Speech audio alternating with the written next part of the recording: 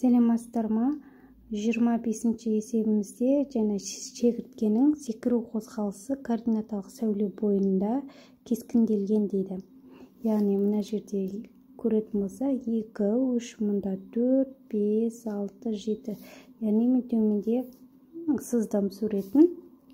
Енді бізге айтады, осы шегіртке солға қарай жаңағы 2 рет секірет, оңға қарай жаңағы 5 рет секірет, солай қайталанады дейді. Шегіртке осылайша қозғалысты жалғастырады дейді. Шегіртке координатасы 2, 4, 5, 7, 9 және 12 нүктелері қайсында болады дейді. Ендеше тауып көрейік. Мұнда бізде А нүктесінде, яғни шегіртке тұр, орналасып тұр.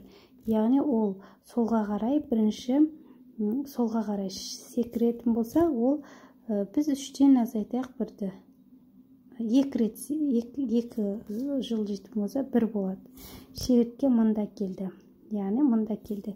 Енді осыдан оңға қарай 5 рет секіреді.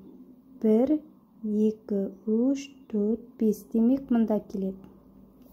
Яғни 6-ға 1-ге мен қосып берейін 5-ті. Сонда 6 болады. Келесі қайтадан 2 рет солға қарай секіретін болса, 6-дан азайтайын 2-ні. Сонда 4.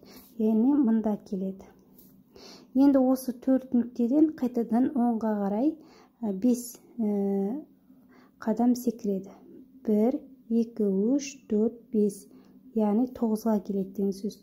4-ке қосайық 5-ті. Сонда 9. Осылай қайталана береді.